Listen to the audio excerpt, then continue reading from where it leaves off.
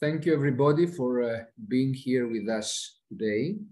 We have two prominent speakers.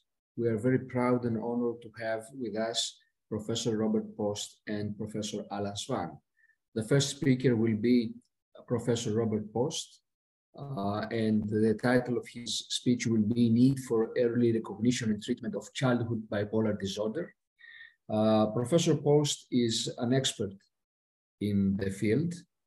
This is a series of Meet the Expert, which means that Professor Post will give us a distilled experience and knowledge on the topic he chose. He graduated from Yale University in 1964, the University of Pennsylvania School of Medicine in 1968, and interned at the Einstein School of Medicine in 1969.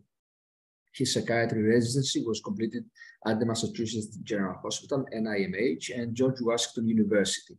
He was chief biological psychiatry branch for many of his 36 years at the NIMH, where his research focused on better understanding and treating patients with refractory unipolar and bipolar illness.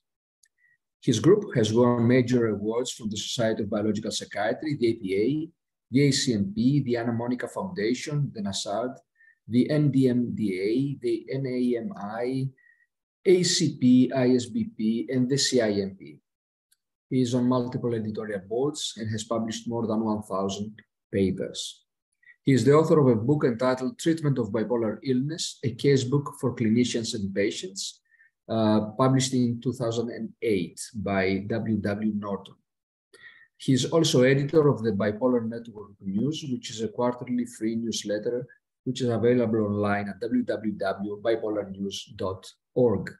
He founded the Childhood Mood Disorder Initiative with Robert Finding, which allows parents to weekly rate their child's severity of anxiety, depression, ADHD, oppositional behavior, and mania, so these can be printed out and taken to their treating physician for easier recognition of the longitudinal symptom severity and response to treatment. Before I give the floor to Professor Post, I invite the president of the WPA, Professor Afzal, to say a few words. Afzal, are you with us? Well, good afternoon, good evening, and good morning to some of the participants, because these webinars are meant for people from all over the globe. Let me first thank Professor Fontoullakis for his efforts to make this webinar a reality, and especially thanks to Professor Post and Professor Swan, because these are the experts that make these educational meetings worth listening and worth waiting for. The topics which are being covered today are very important from a clinical perspective. And these two speakers are not only expert in their field, but they have guided the profession in a way that helps all of us in academic, research, and clinical areas. World Psychiatric Association is thankful to both speakers, and we hope and we expect that your expertise and your future support and collaboration will continue for WPA for its educational activities. Thank you very much. Professor Post, the floor is yours. Okay, well, thank you very much for the very kind introduction. And the title really says it all: the need for early recognition and treatment of childhood onset bipolar disorder. And if we don't do it better, these children are going to go on to have not so great course of illness. So we really need to change our paradigm. And we did these studies, 4 sites in the United States, in Los Angeles, Cincinnati, Dallas, and Bethesda, and 3 sites in Europe, Utrecht, Netherlands, Freiburg, Munich, Germany. We studied 956 patients. And here's a summary of the startling findings. every single thing was worse in the United States. In red, there was more genetic vulnerability, more grandparent illness, parent illness, sibling and spouse illness, offspring illness, and then more environmental adversity and an adverse course of illness and more treatment non-response. I'm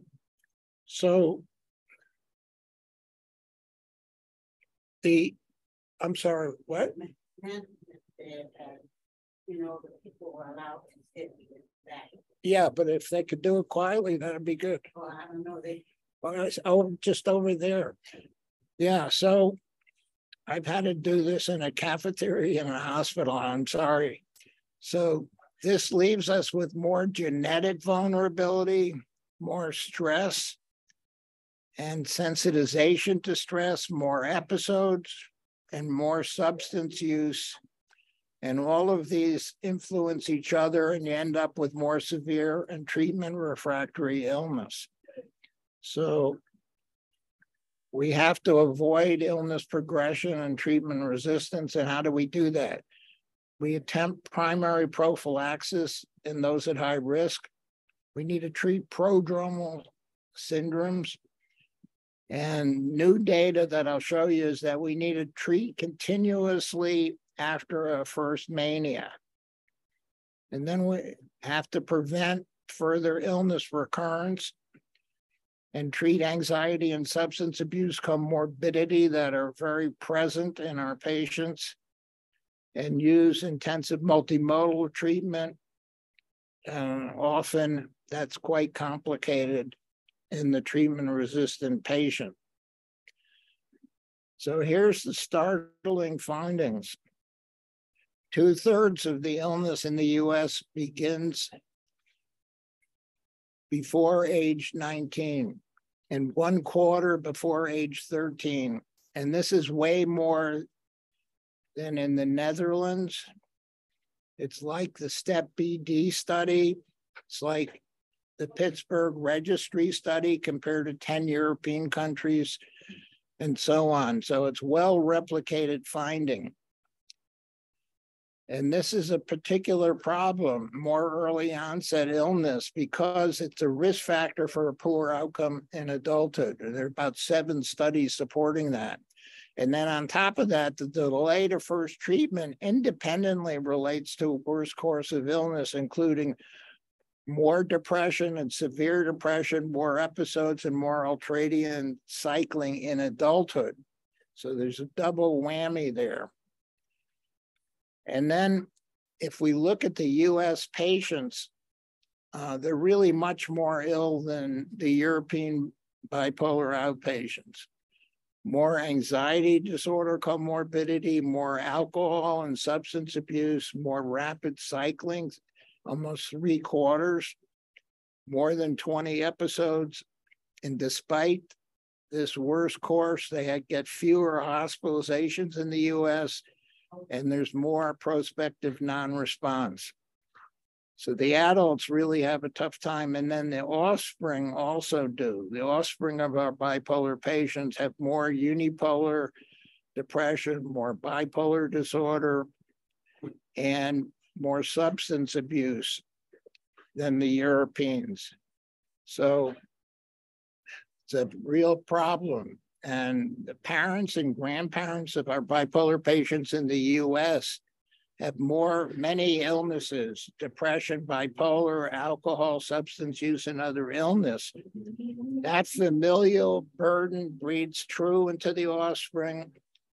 And here's the bottom line. If you look at the bottom left here, 26 years is the average age of onset of the illness if there's no family burden and no child abuse. However, if there's lots of both, in red, you'll see that the average age of illness is under 13 years of age. So those two things combined to give a much more early onset of illness and explain some of the US data.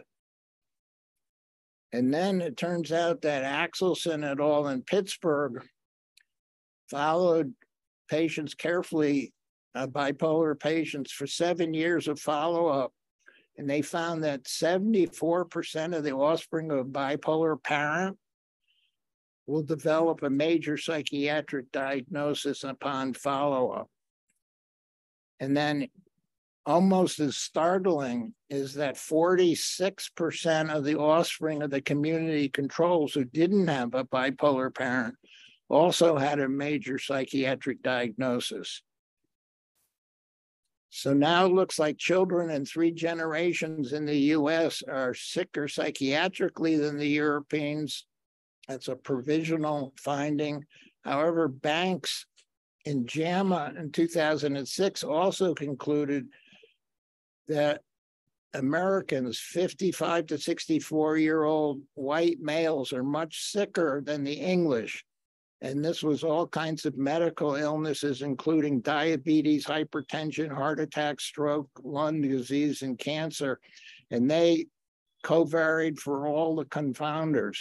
So it looks like we in the US have more psychiatric illness and more medical illness than the Europeans. So how will we address this epidemic of childhood onset bipolar disorders in the US? We can easily ignore the data and play ostrich, or we can actively address the problem and generate treatment studies to find out what really works. Build on what works for an individual, study early intervention, and we really need a practical clinical trials network. Because what happens is that the stage of illness progresses from pre-symptomatic to prodromal to syndromal to recurrence. And way too often in the United States, we treat after a first syndrome or a recurrence when there's already a lot of treatment resistance. What we need to do is move back to primary and secondary prevention, treat ADHD, anxiety, conduct disorder, those kinds of things. So we need to prevent the accumulation of stress and episode-related epigenetic vulnerability. And we know that early stress leaves an epigenetic mark that predisposes to later stress. Depressions leave a mark, and substances leave a mark. So that we have accumulating trait vulnerability from stressors, episodes, and substance use. So these things, stresses, episodes, and bouts of substance abuse, they accumulate, and each shows increased behavioral reactivity or sensitization upon the recurrence and cross-sensitization to the others. So if you have early life stresses, you're more vulnerable to episodes and to adopting substance abuse. And we know that sensitization is mediated by long-term memory-like epigenetic effects yielding alterations in gene transcription, which further drive the downhill illness progression. And to make matters worse, some of the epigenetic marks in parents can actually be conveyed transgenerationally to the children. I can say more about that in the Q&A. But the other side of the story is that each type of sensitization is amenable to treatment and intervention. Psychoeducation is key. Social support, psychotherapy, stress, coping, substance abuse. We want to try primary prevention, but then if someone adopts substance use, which they do way more than people in the general community, there's all kinds of things we can do to treat that. And I'll go into some of those things which are mostly off-label. And then episode sensitization. Here's the key. We got to prevent episodes because their recurrence conveys all kinds of bad outcomes and treatment resistance and cognitive deficits. So these epigenetic changes can be prevented to some extent with really good treatment. So we need to be alert to childhood onsets, not only of bipolar disorder, but also anxiety, depression, and externalizing disorders. And who needs to do this? Essentially everybody. Pediatricians need to ask about children's psychological as well as their medical well-being. Shonkoff, and Gardner said that pediatricians need to be the guideposts of children's well-being. Adult psychiatrists, we need to ask about the illness in the children of our parents. And parents can take an active, proactive stance to assist clinicians in their child's evaluation.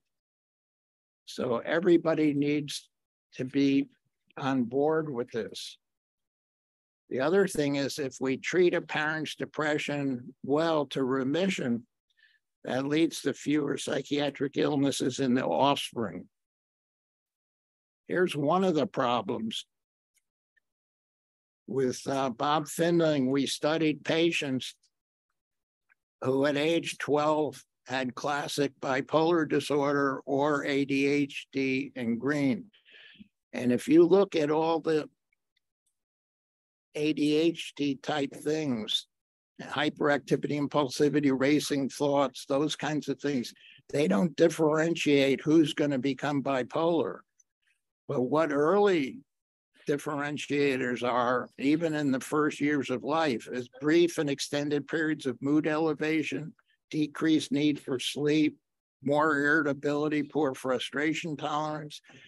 And then after years 5 to 7, they have more sadness, suicidal thinking, change in appetite, physical complaints, and inappropriate sexual behavior. So you really have to look at these kinds of things to see if the child has bipolar disorder.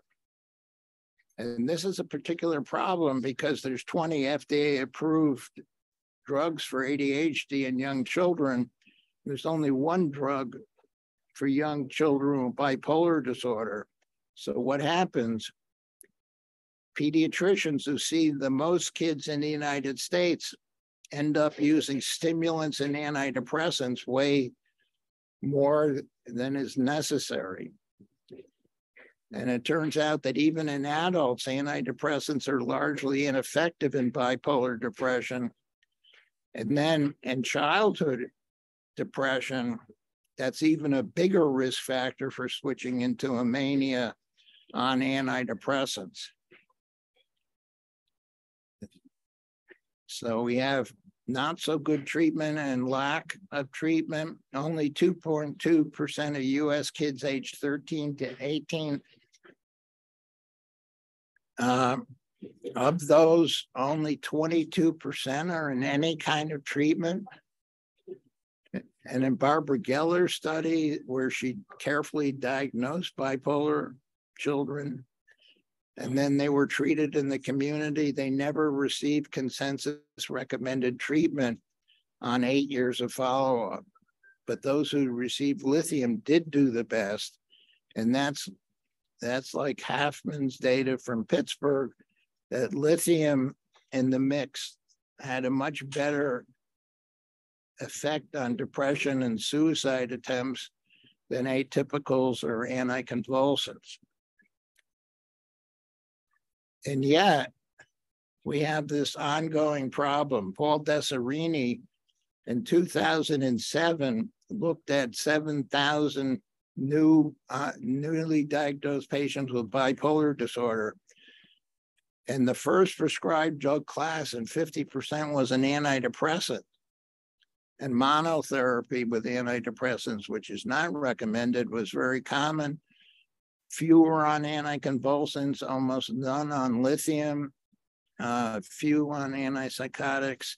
So you would expect that from 2007 to currently, we would do better. But in fact, Andy Nuremberg and colleagues looked at what happened from the late 1990s to 2013-16. There's more use of antipsychotics, less use of mood stabilizers, more use of antidepressants, and egregiously, more use of antidepressants without a mood stabilizer. So we're doing something that's not wonderful in terms of treatment outcome. Parents can help. They can rate their child for anxiety, depression, ADHD, oppositional behavior mania on a secure website every week. And parents can sign up for this on our newsletter, bipolarnews.org, and click on Child Network for the informed consent. And when they do that, you can get weekly ratings of mania, depression, ADHD, and anxiety. And up on the top, you can see there's all kinds of treatment going on here. But the bottom line is whatever this kid was treated with is not working very well. The mania is still prominent, depression's prominent, ADHD improved a little bit, but anxiety did not. So if a parent takes this to a clinician, it'll help guide the next set of therapeutics. The other thing is very high-risk children, because of a parent or a grandparent with illness, should have a good diet, exercise, family psychoeducation, coping strategies, mindfulness training, mood charting, and family-focused therapy is a key thing because it works in all the early phases of the illness. So we need to really study what works for primary prevention, we don't know, and what works well for secondary prevention, we don't even know that very well. And some of these things have low or no risk, and they can be put into place before we go into tertiary prevention and try to prevent major relapses. So here's the new data. After a hospitalization for mania,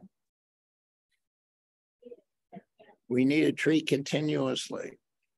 Because Lars Kessing, I'll show you the data, he randomized patients to 2 years, a specialty clinic versus treatment as usual. And not only did they do better those first 2 years, but the next 4 years, they did better. So if you have illness education, therapy, drug treatment, and monitoring like Kessing does, you can change the course of illness for the positive. The key thing is, from Lashmi Latham's group and others, that cognition declines with the first mania and it recovers over the next year only if there are no further episodes. So we got to prevent those episodes, which is not an easy thing to do. And then Burke has data 1 year randomized to lithium after first mania versus quetiapine. And it turns out that lithium is superior to quetiapine on every measure: mania, depression, functioning, cognition, brain imaging, you name it. So the key thing is to get patients into really good treatment and encourage long-term prophylaxis. And when that's done, early expert intervention and patient education change and improve the long-term course of the illness for the better. So that's a randomized controlled clinical trial that kind of proves if we go after it better, the patient does better. So if the patient develops a refractory bipolar disorder, We need to be therapeutically innovative, test what really works in an individual patient. And their response or non-response trumps all kinds of guidelines and FDA approvals. And if somebody does mood charting on bipolarnews.org, it'll really help figure out what really works for a given patient. Like this patient, you can see that lithium, even with a monoamine oxidase inhibitor in there, precipitated mania, but lithium and carbamazepine did very well, and SSRI calls ultradian cycling. So you can immediately see with a life chart how things are going and what to do next. So we have a whole bunch of mood stabilizers to think about. And the bottom line is lithium works very well in people with classic bipolar illness, no substance abuse, no anxiety disorder, comorbidity, euphoric mania, clear-cut episodes, and a positive history of bipolar illness in the family. Carbamazepine is essentially the opposite, works well in bipolar 2, those with alcohol and substance abuse and anxiety, works okay in dysphoric mania. And look at this, negative family history for bipolar illness is a marker of response to carbamazepine. And then lamotrigine is surprising because a patient's personal or family history of anxiety disorders and substance abuse tends to go with a good response to lamotrigine. Valproate has good effects on a number of anxiety syndromes and also in migraine.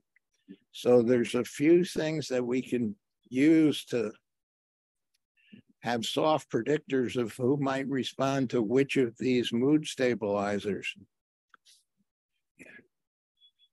And we particularly want to emphasize the assets of lithium beyond its anti-manic effects, because people don't read about this and don't know it. So you really have to inform patients that lithium prevents unipolar and bipolar depressions, increases hippocampal and cortical volume. It reduces the dementia diagnosis in old age in Lars Kessing's study. And even low doses slow progression over 1 year compared to placebo and people with mild cognitive impairment. Has the best data for anti-suicide effects.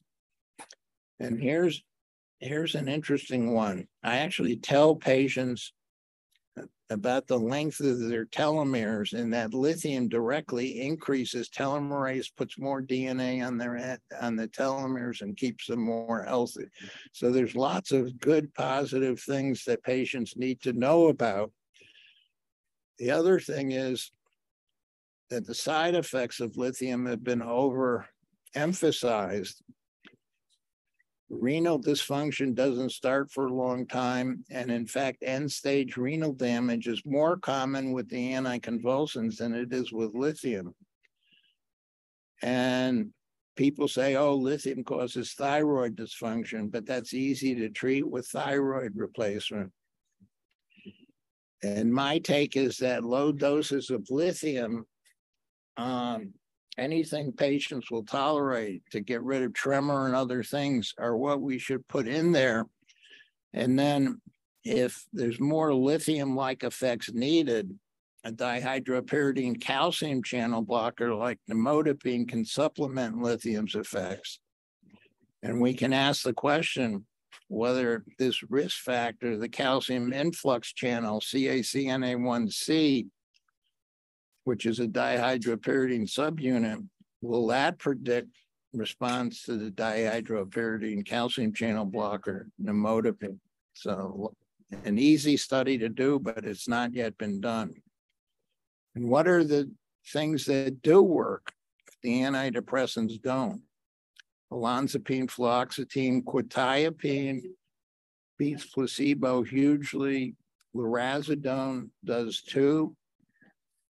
And now we have two other atypicals, Cariprazine, dopamine D3 receptor partial agonist, is now FDA approved in adults with bipolar 1 mania and depression. And the lumateperone is now FDA approved for both bipolar 1 and bipolar 2 depressions.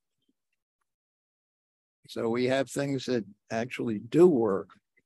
Lorazepam is interesting because it's now FDA approved for very young kids, 10 to 17, in the study of DeBello et al. You don't need very high doses, and it had extremely low dropouts for side effects, 2% on the drug and 2% on placebo. And then there's something very interesting about lorazepam that we don't know how it's doing it, but it turns out that in both adults and children with bipolar depression, it works better in those who have high inflammation, high C-reactive protein at baseline. So usually you think that that's associated with treatment non-response, but in fact, with lorazepam, it's associated with treatment positive response. The other thing is many people think that they should use monotherapy, but in fact, combination therapy works better for the majority of patients. And if you look at this lithium plus valproate, this study in Finland, by Finland, is in children who were stabilized on the combination of lithium and valproate and then randomized to either monotherapy, and about 2/3 of them relapsed and they responded to combination. So even kids seem like they need combination treatment.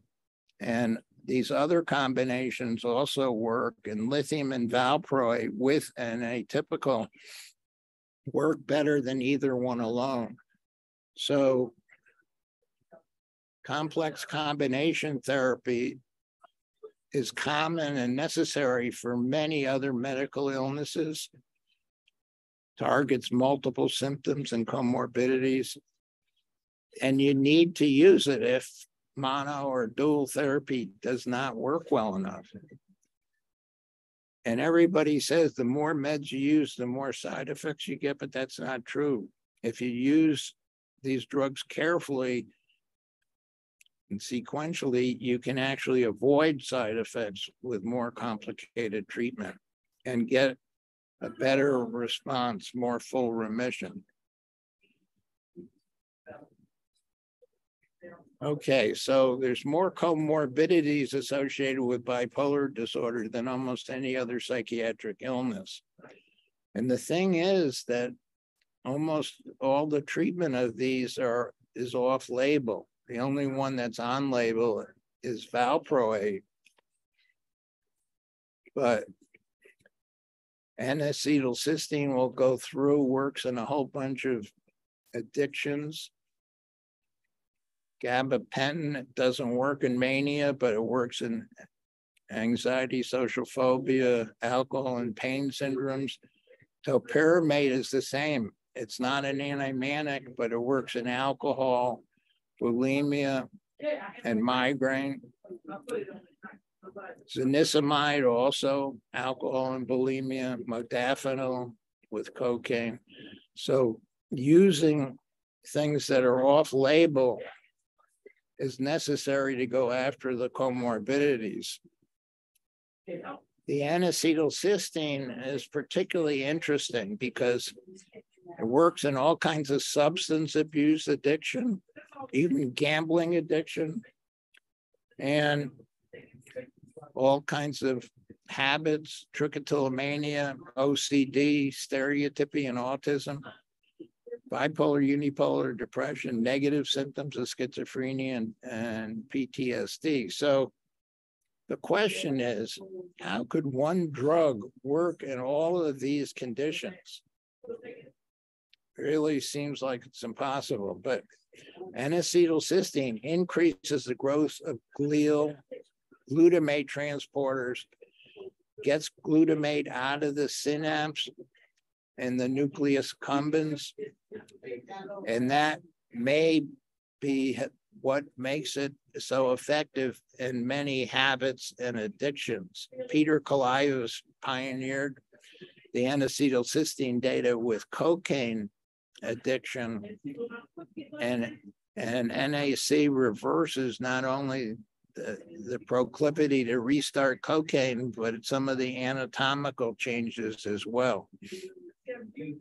So here's the N-acetylcysteine up top right. It increases the clearance by pulling glutamate out into the glial cells. We can also decrease glutamate release with a bunch of drugs. And I'll show you this. Acetyl L-carnitine decreases glutamate release. And we can block some NMDA receptors with ketamine and memantine. So glutamate hyperactivity drives depression and anxiety. There's new data by Nasca and colleagues that acetyl L-carnitine measured in blood is low in depression, particularly those with more severe depression, early onset depression, and a history of childhood adversity. There's some data that it works in adults with depression, small studies. And how does it work? It acetylates the DNA promoter for the inhibitory glutamate receptor. And because it's an epigenetic mechanism that turns on this inhibitory receptor, there's some possibility that its effects could be sustained. In animal models, it works rapidly, and we really have to see how well N-acetylcysteine works in youngsters. The one thing we do know, there's been so few studies of these things in youngsters, but the one thing we do know is that family-focused therapy works for bipolar adolescents and youth at high risk in Dave Michalwitz's study. And the ones who were at high risk had greater benefits over the first couple of years compared to treatment as usual in depression, stabilization, recurrence risk, and psychosocial functioning quality of life.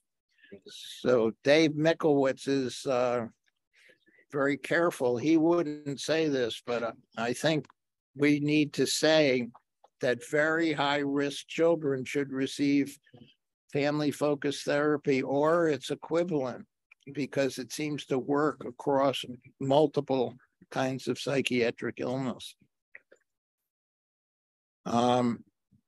So we have a new set of principles. We need to start prophylactic treatment after the first mania. Kessing's data randomized to 2 years, fewer recurrence over the next 6 years. Lakshmi Latham, cognitive defects improve only if you have no further episodes over the next year. And lithium is superior to quetiapine in the first year. We need to treat the comorbidities and residual mood symptoms, teach patients and families about the illness, and in particular about lithium, which is underutilized. We need to add psychotherapy, maintain full dose prophylaxis, and the goal is to moderate the early course of illness to prevent the development of treatment resistance. So we got a lot of work to do. Bipolar depression is relatively treatment resistant, and evidence-based treatments should be used earlier and more persistently, and we should try to treat the depression to remission. And antidepressants should be avoided for as long as possible. And treatment often requires multimodal complex combination therapy, with the idea that more meds can actually give you better efficacy and fewer side effects. Lithium needs to be thought about more often, and everything needs to go towards stopping episodes of illness. because the number of episodes somebody has is related to cognitive dysfunction and comorbidities and treatment non-response. So it's the key element. And I think our new mantra has to be the bottom: prevent episodes, protect the brain and body and the person. So we're coming close to the end. This is the end. So childhood onset bipolar illness in the United States is common, but is poorly recognized, treated, and studied.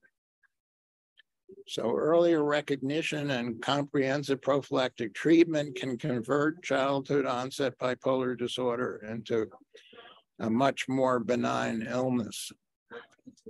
So we've got a lot of work to do, particularly in the US, which is so loaded with childhood onset illness and childhood onset bipolar disorder.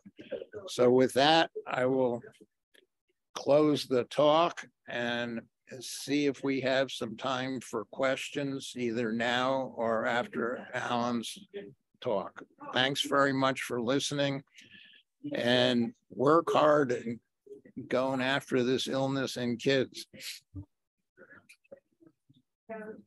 Robert, thank you for your speech. It was very comprehensive, very much in depth.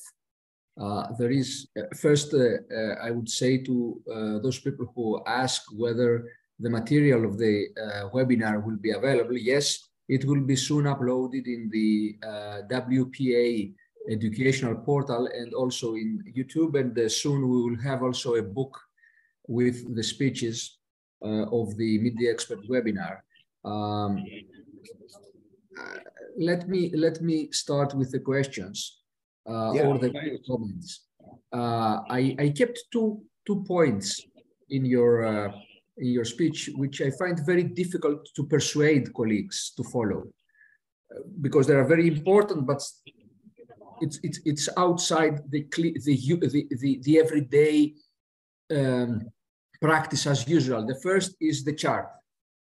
The chart is absolutely valuable, but if only a few clinicians really make a chart, a longitudinal chart of the course of the patient, so that to focus on which treatments work, whether they worked at all.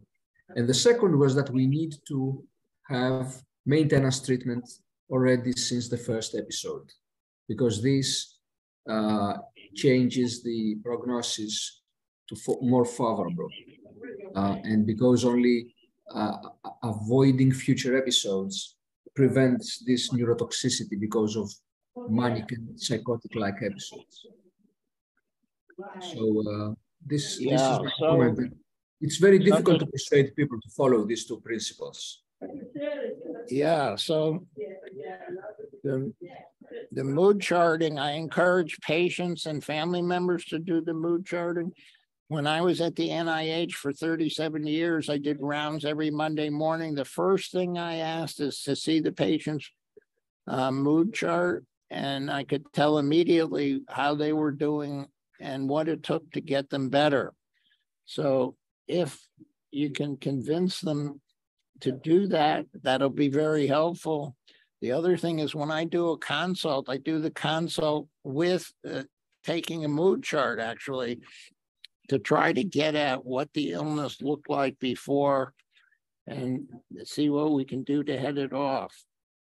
And then the treatment after the first episode of mania is pretty new. But we now know if there's too many episodes, it has negative effects on cognition. And the more episodes you have, the easier it is to relapse. Kessing has those kinds of data, that episodes sensitized to recurrence of further episodes. So if we let it go sort of on its own and don't pay attention to it, it tends to go badly. And I would contrast what we do to what people do with childhood onset diabetes, where there's a whole team of 5 people who try to convince the kids to manage their illness well. And they do that quite successfully. And when that happens, the kids live much longer. What we do is not very sound. We discharge the patient and hope they're going to see somebody in outpatient treatment. And I think that paradigm needs to somehow change. There is a question whether it's safe to use lithium without monitoring serum levels, because in many parts of the world, measuring serum lithium is not available or it's not reliable. So do you think, this is a question from the audience, do you think that using lithium without monitoring could be safe and beneficial? Yeah, I think very difficult. It's not ideal, that's for sure. But if there's a kid who refuses to have his blood drawn and needs lithium, I would tend to think that low doses of lithium can be used fairly safely with minimal amount of monitoring. And I tend to use doses of lithium that people tolerate well and don't have tremor or other side effects. But it's a tricky issue. I would definitely talk to parents and get good informed consent with the idea that if you do lithium at low doses carefully, it might be helpful, but there is the risk of toxicity. And if you have lithium toxicity, that's something that can hurt the kidneys too. So yeah, I would do that for some emergency situations in kids.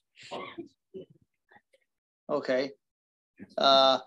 So I thought that it amazes me the differences between at least the United States and Europe in terms of outcomes in these illnesses.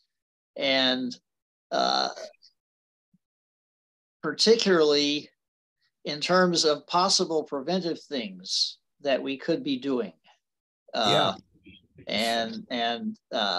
in terms of schools, what people do in school and how that's being changed, because schools, when I was a kid in school, we studied health.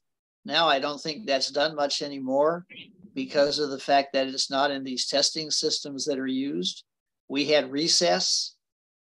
Now recess seems to be going to have largely gone away. That's when you just go outside and play. Yeah, you need that. You need that. Play. Yeah, it's the most. I think it's one of the most important subjects in school. Yeah, but there's no standardized recess test, and so they don't do it anymore. So, that's the first really broad, important range of topics. And then about treating early, it amazes me that people have been so hesitant to start treating preventively after the first manic episode. Yeah.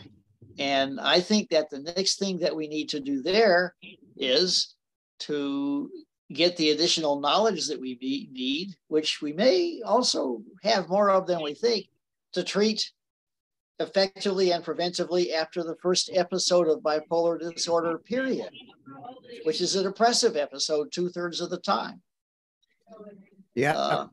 And there are a lot of things now that we know that we can look at in somebody who's never had a freestanding manic episode that tell you almost for sure that either this person has bipolar disorder or they're going to have the same kind of problems people have who have bipolar disorder, no matter what you want to call it. And those people need to be treated from the start. Why wait for trouble? Yeah, and that's a key thing. We don't actually know how to treat kids with the first episode of depression with a parent with a history of bipolar disorder. What's the best approach? And most people would throw in antidepressants, and it may not be the right thing. Lamotrigine, some of the atypicals might be better. We don't know. Yeah, particularly now that some atypicals are coming out, because I was always very skeptical about giving atypicals to people who had never been psychotic or never been seriously manic because of metabolic syndrome, which is one of the few drug side effects that we have that shortens life, and movement disorders. But I think that while the initial stuff that came out after second generation drugs greatly overstated how much better they were, but I think that some of the newer treatments may actually be a lot, for want of a better word, safer.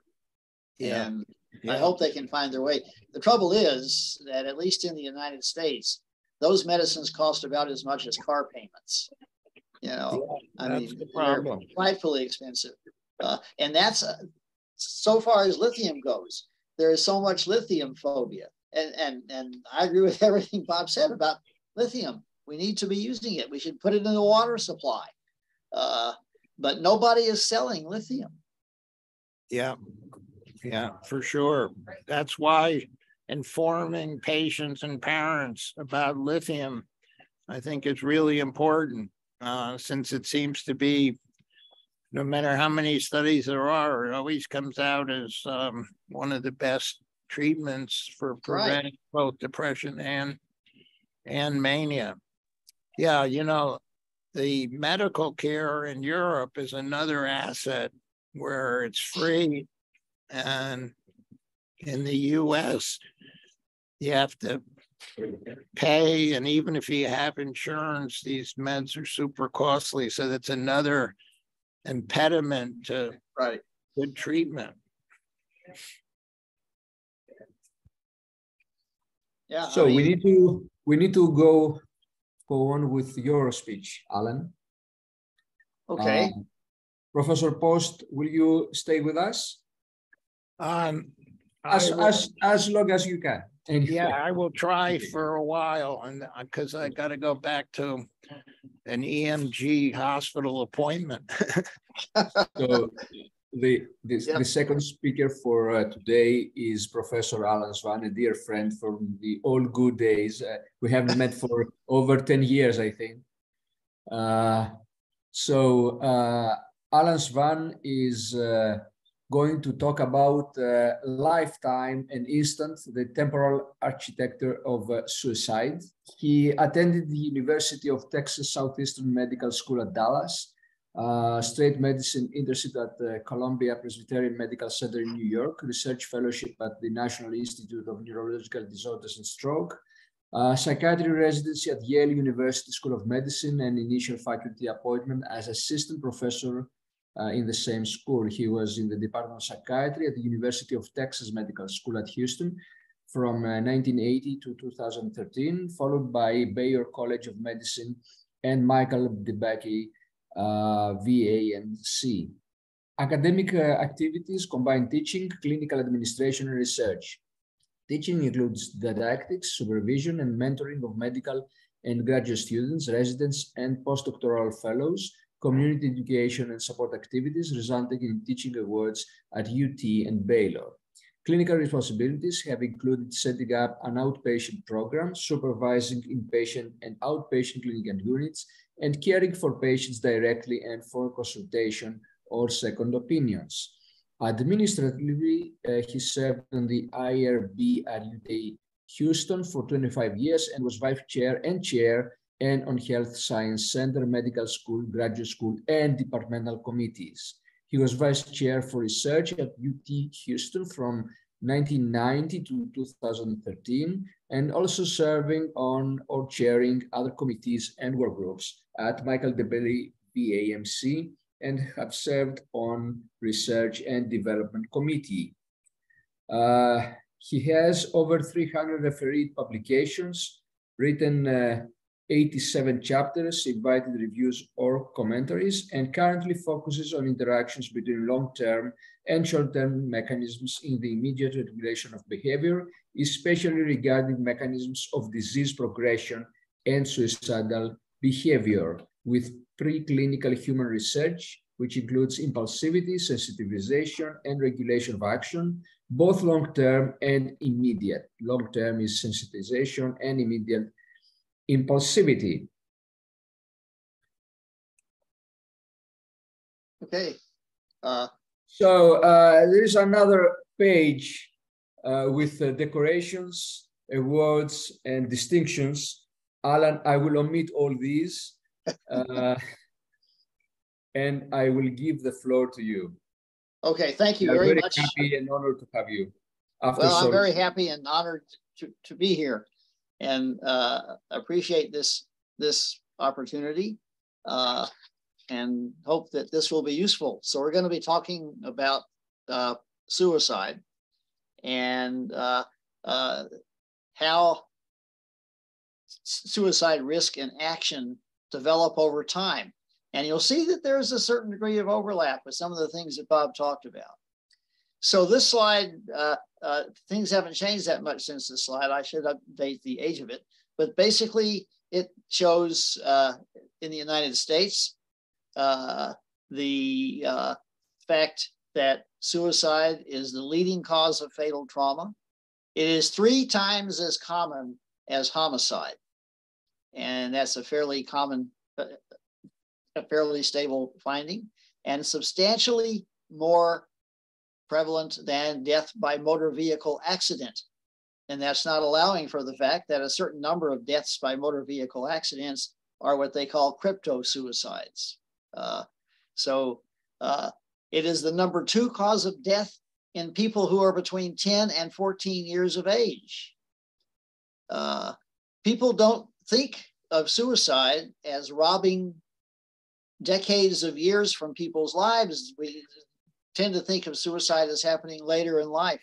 But earlier in life, when fewer other things are killing a lot of people, suicide is.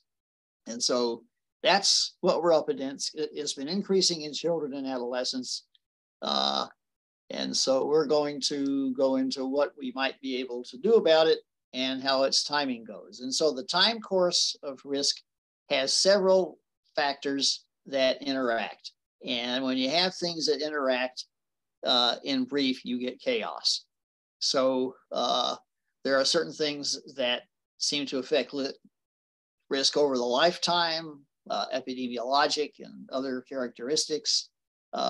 Having had a recent episode of a mood illness, less persistent increase, fluctuations in symptoms or acute stress, shorter duration, effects related to expression of behavioral sensitization, which we'll be talking about, may take place over hours to minutes. And basically, as things get deadlier, the duration gets shorter and the prediction gets more difficult. And anything that delays or obstructs an actual attempt can be life-saving, but only temporarily. And so Voltaire, I think, brilliantly wrote, "The man who in a fit of melancholy kills himself today would have wished to live had he waited a week." But one major oversight in this observation: people who are susceptible to fits of melancholy are going to have more fits of melancholy. And so that's why I said temporarily. So this is what we're up against. So some practical problems about suicide in terms of the timing. First, about 60% of suicides occur on the first attempt. And so somehow or other, we're going to have to figure out what it is that predisposes people to suicide without waiting for people to make attempts so that we can try to figure it out. Because unfortunately, that means waiting for a lot of people to die. So we have to identify the potential. So DSM-5, the standard diagnostic system in the United States, came up with 2 categories, diagnostic categories related to suicide. One of them is called suicidal behavior disorder, which consists of long-term dormant suicidality. And I think that is a very powerful diagnosis if we can make it. The second is suicide crisis syndrome, which is bursts, well, fits of melancholy, as Voltaire said, sums it up very nicely. That is suicide crisis syndrome. So we're going to talk about how those fit into our clinical diagnostic system, how they're related to prediction and treatment, and how they're related to neurobiological mechanisms. So suicide behavior disorder. While the DSM-5 system doesn't talk about this, it's pretty clear to me that the most useful way to think of this is that suicidal behavior disorder is somebody that predisposes to so-called suicide crisis syndrome in a way that, as you'll see, resembles behavioral sensitization. And that we need to learn to identify and prevent suicidal behavior disorder so we're not chasing bouts of suicidal behavior. So the first step in preventing suicidal crisis is detecting suicidal behavior disorder. It is not related to any specific psychiatric diagnosis. We can talk about this more in the discussion or it'll come out, but it's not. Suicide is transdiagnostic. It goes across the big 3 psychiatric diagnoses, but it also goes into personality disorders, addictions, and other things, many of which, as you will see, seem to predispose more strongly to suicide than mood disorders do. So suicide behavior disorder has very problematic criteria. It says that you have to have made a suicide attempt within the last 2 years. Well, if at least half of suicide attempts, or if at least half of suicides are the first attempt, then what good is that? So we're going to wait for people to die and then say, oh, this person had suicidal behavior disorder. Then the history of suicide attempts, in order to have this diagnosis, it has to be within 2 years. And as you'll see, the risk for suicidal and other behavior, which go beyond suicide, but I think are part of this condition, goes way beyond 2 years. And even in community studies measuring behavior, it's at least 10 or 12 years, and it's probably a lifetime. So in real life, most suicides are first attempts, and high risk for suicide or other trauma-related death persists for over 10 years after a medically severe suicide attempt. So this slide looks at some things about the long-term timing of suicide that I don't think we need to go over because we've really already talked about these things. But important to emphasize, 60% of suicides occur on the first attempt. There are some groups in which the rate of suicide on the first attempt is higher than that. One of those is the antenatal period of life, when somebody is about to have or has just had a baby. Suicide during that period is very likely to occur on first attempts. So we just can't wait until the first attempt has happened. So anyway, medically severe suicide attempts. After somebody survives the suicide attempt, they have some characteristics that may be useful clues about what to look for. So over 5 years, they were shown to have increased all-cause mortality, increased mortality from suicide, and increased mortality from homicide. Also increased mortality from accidents, etc., which persists even after you weed out possible crypto-suicides and so forth. Suicide was the #1 cause of excess mortality after medically severe suicide attempts. But 60% of the excess mortality was not suicide. So I think that suicide risk might be part of something a little bit more general. Also, people who had a medically severe suicide attempt, which is this MSSA business, after hospitalization to be treated for their suicide attempt, their survival time correlated negatively with trait impulsivity. So there's something to do with action regulation in suicide, which is no surprise. So MSSA, people who make medically severe suicide attempts have high behavior risk, especially but not only for suicide, across diagnoses. So we need to think about identification and preventive treatment. So actual suicide behavior, suicide crises, are very elusive. So medical records, looking at this particular study looked at records from a catchment area in Britain. And they looked at the clinicians' notes in the last visit before they made a severe suicide attempt. And what they found was that there was nothing in the notes that was a clue that the patient was going to try to kill himself. There was nothing there that, so that was in the clinical notes. And so then people who did not know who had made a suicide attempt in the next visit and who hadn't, so blinded reviewers also reviewed the records, and they couldn't figure it out either. So it's hard to tell when we're seeing somebody in the office. It's not so easy to tell whether or not that person, if they go into a suicidal crisis, is going to make a suicide attempt. Also, no matter how long somebody has been planning a suicide attempt for, the time from the first consideration of the specific act to the actual act averages 10 minutes, regardless of how much time since the original plan. 10 minutes between the decision, I'm going to do it now, and actually beginning to carry it out. 10 minutes. So this is consistent with some relationships measured using ecological momentary assessment, which is EMA, which is using things like wearable devices and so forth to get ongoing information about what things are like for somebody during their usual existence at an almost instantaneous precision. And they found that there was an interesting progression in which negative affect then led to increased impulsivity. And that combination, of course, is called negative urgency, and it is potentially very deadly.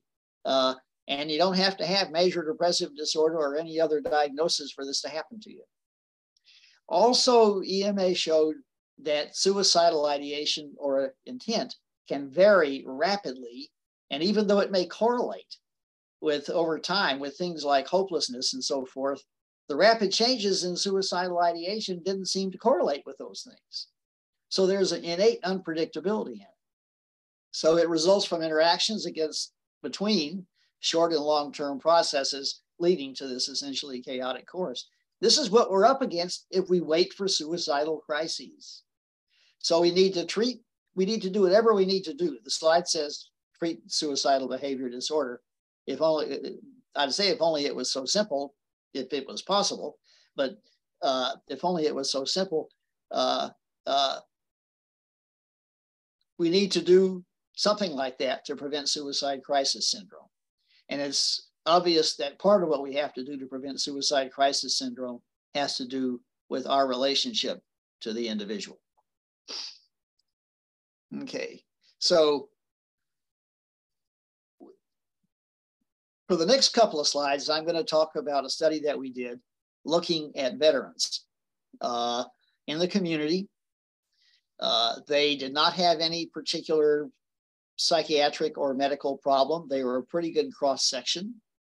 And we studied the first 350,000 people in the Million Veterans Project. And we looked at 3 indices of suicidal ideation or behavior. First, we looked at suicidal ideation, but no history of attempt. Out of those 350,000 people, 100,000 of them had a history of suicidal ideation. Then we looked more specifically, and so the VA system gives somebody, VA stands for Veterans Administration. These are all veterans. The VA system, if somebody's clinician determines that they have high suicide risk, gives them a so-called high-risk suicide flag, and they have additional clinical contact and additional monitoring and so forth. And so the people in this group had a suicide risk flag and they had been hospitalized for suicidal behavior. And so out of those 350,000 people, 100,000 had ideation and about 2,000 were in this very high risk group.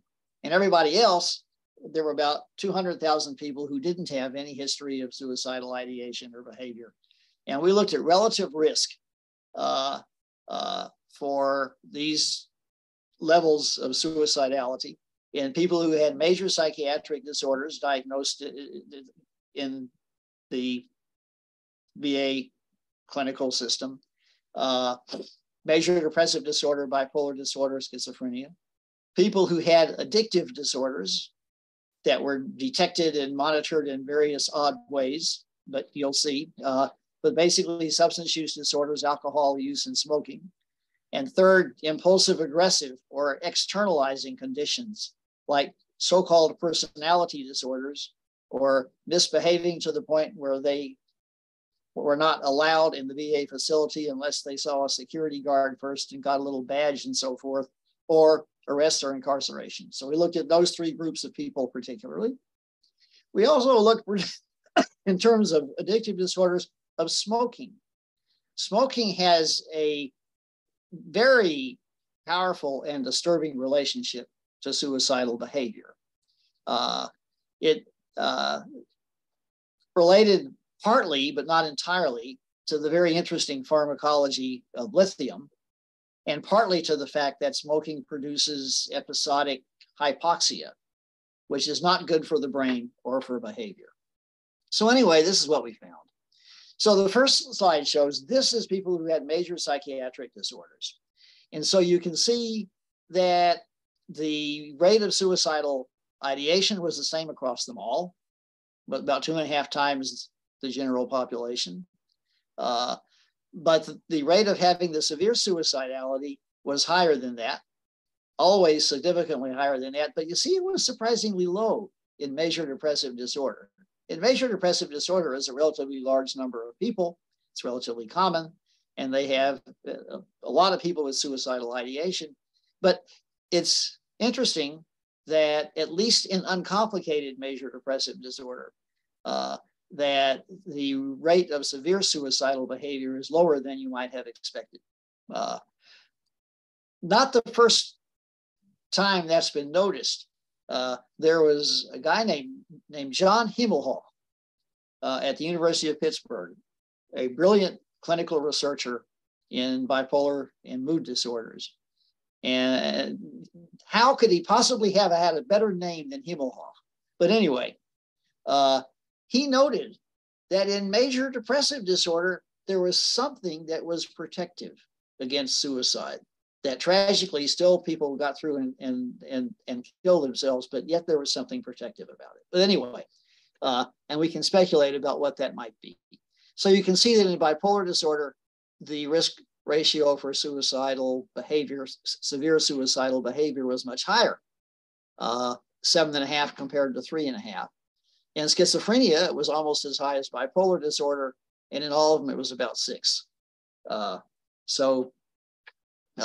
Substantial increase in severe suicidal behavior compared to, more specifically, than suicidal ideation in people with severe psychiatric disorders. So then, looking at people who had addictive disorders, and this was addictive disorders of various severity. Again, the suicidal ideation rate was about the same as it was in the major psychiatric disorders.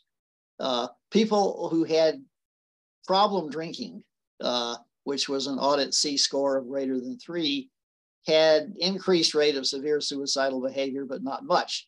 But if you looked at people who had histories of alcohol withdrawal or detoxification, was much higher, a risk ratio of about 9, which is substantially higher than any of the psychiatric disorders. And people who had been referred for treatment to a substance use disorder program had a risk ratio of about 14. And that is substantially higher than was the case for any of the major psychiatric disorders. So, and then when we looked at people who had behavior or externalizing, or whatever you want to call it, disorders where there's prominent impulsivity and impulsive aggression, we saw again even higher risk ratios for severe suicidality than was the case for addictive disorders. It was 20 for having been identified as somebody who acts out so much that they couldn't enter a VA facility without being kind of escorted by security. Even higher for people who had a diagnosis of a disorder such as borderline personality disorder, antisocial personality disorder, intermittent explosive disorder, impulsive disorder, otherwise, whatever, and so forth. Basically, so-called Axis 2 disorders in the old DSM system. These were the folks that had the highest risk.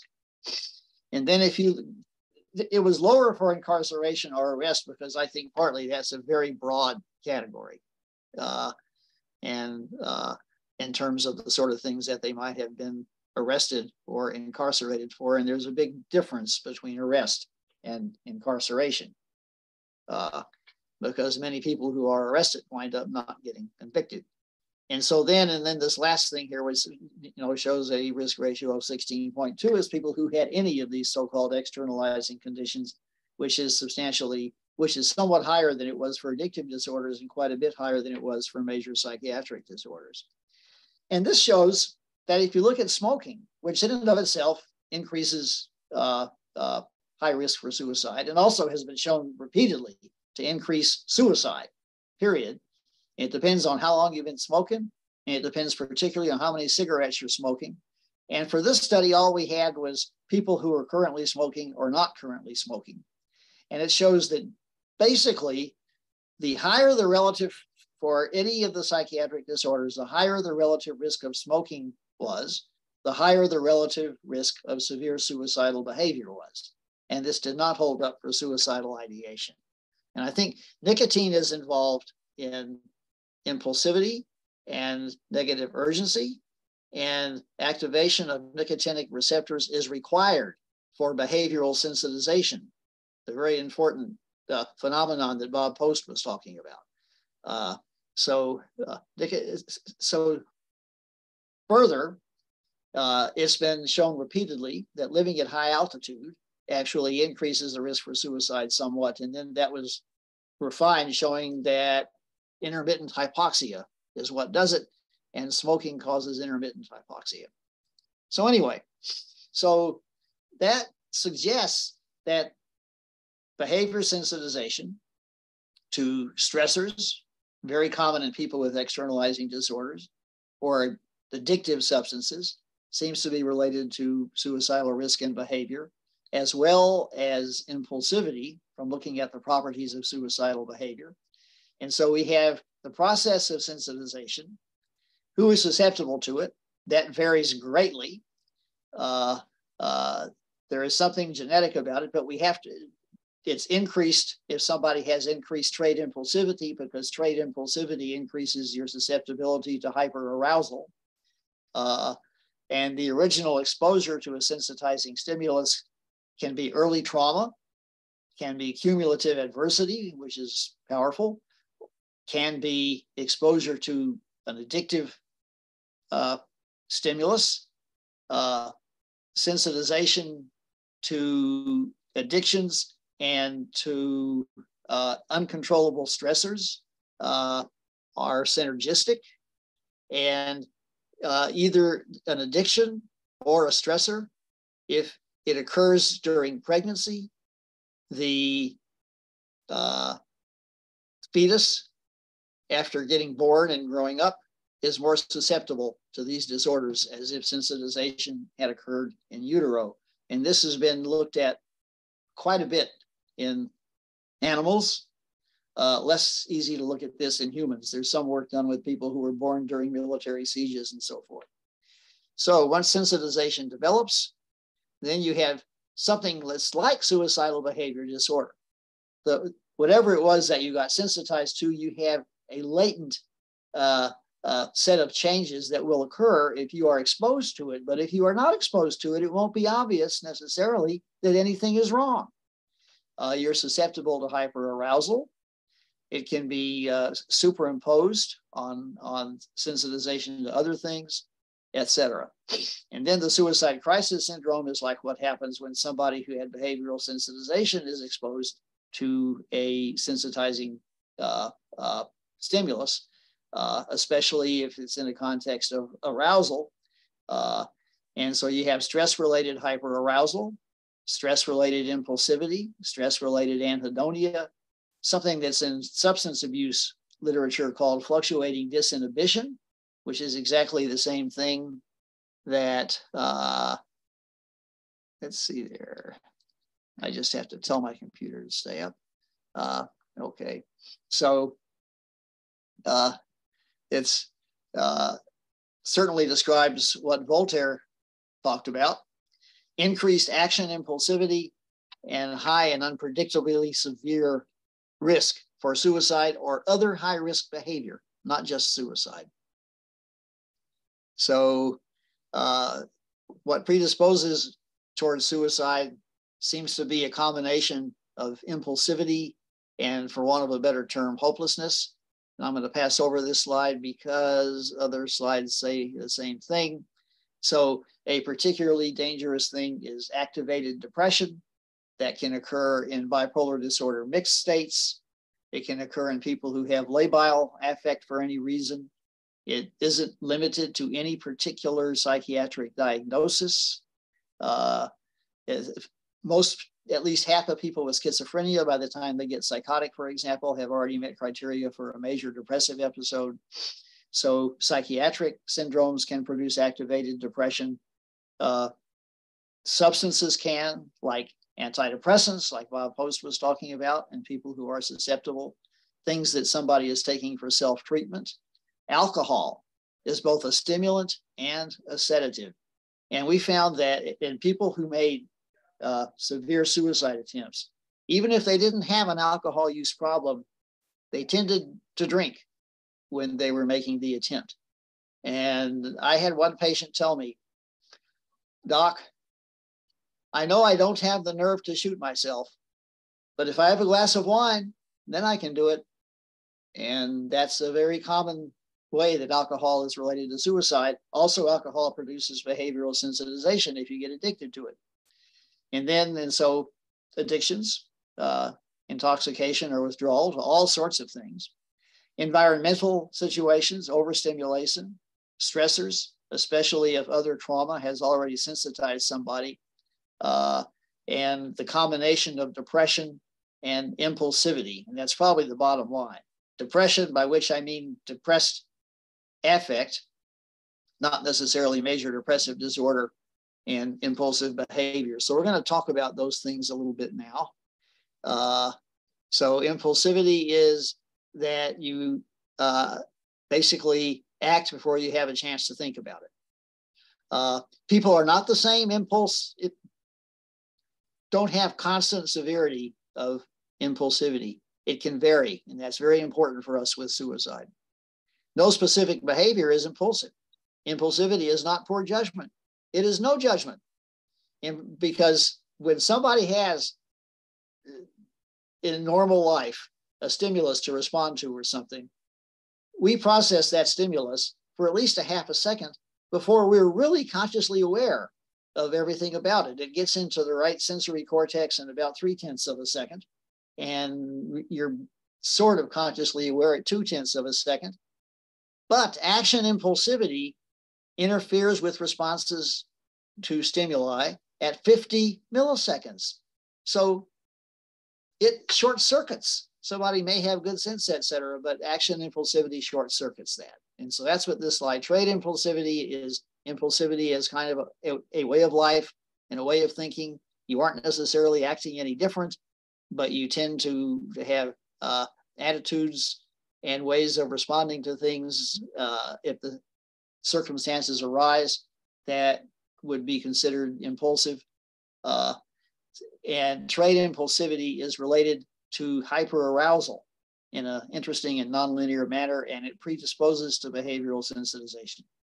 Action impulsivity is what I've been talking about, where you can't relate the action to the context, And you can test it. You can see under certain conditions what someone's reaction time is, how they're able to filter their responses and so forth. And choice impulsivity is where you choose something little and small over something big and later. And that is definitely related to suicide probably, but we're going to be focusing on trait and action impulsivity. So this shows that people who have made severe suicide attempts with bipolar disorder, this is action impulsivity. If they've never made any kind of a suicide attempt, here's their action impulsivity. This is when they have bipolar disorder, but they're stable. They're not having an episode. They haven't had an episode lately, and they would be considered stable. And action impulsivity is not increased in these people unless they have something else wrong with them.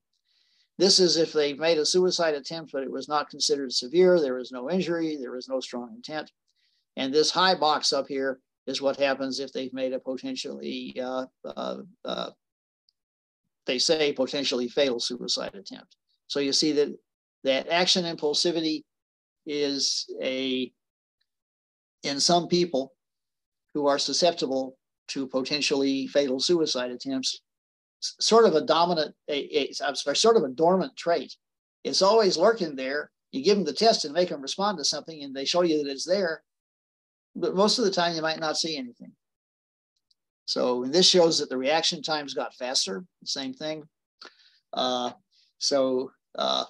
Impulsive action is increased and reaction time accelerated in people who had histories of medically severe attempts. The testing was performed when they were stable. Action impulsivity appears to be a latent trait predisposing to medically severe suicide attempts, or if you want to call it by Voltaire's wonderful term, fits of melancholy. And I think it's an important combination of suicidal behavior disorder. So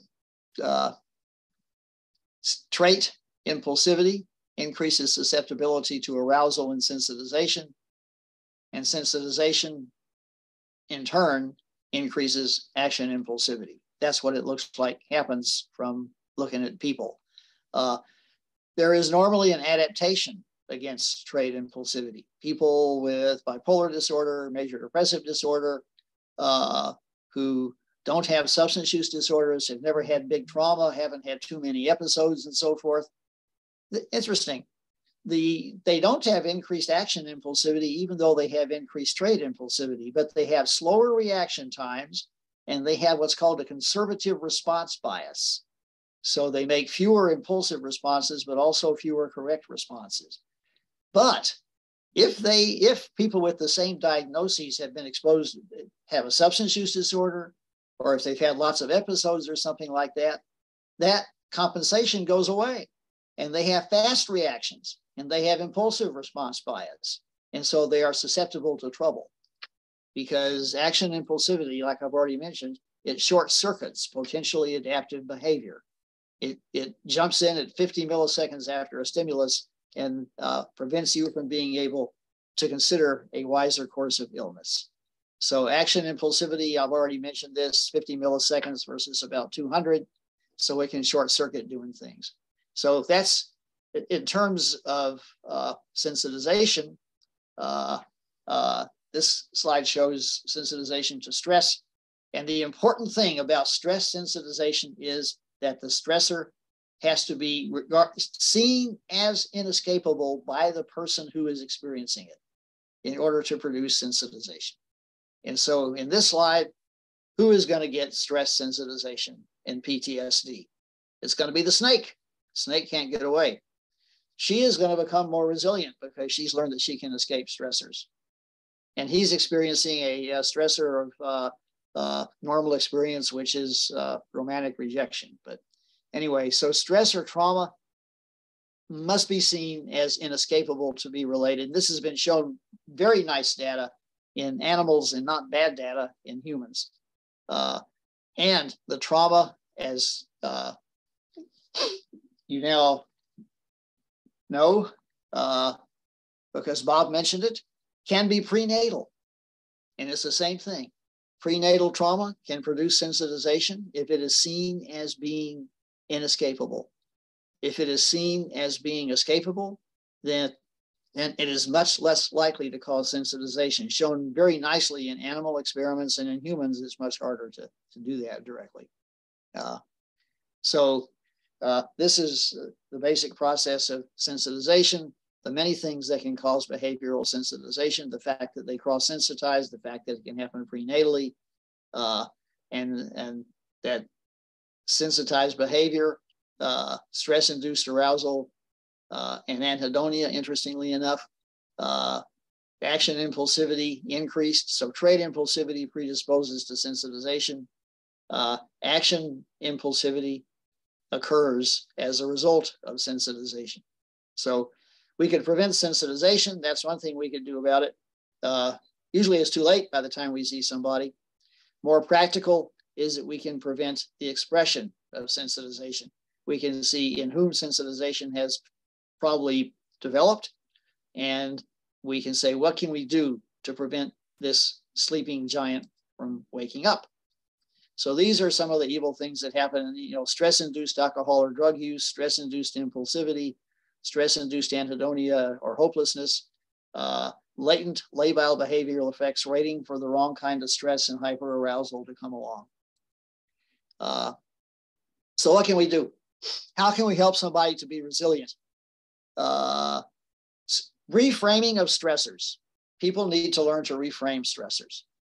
That should be taught in school. I love math.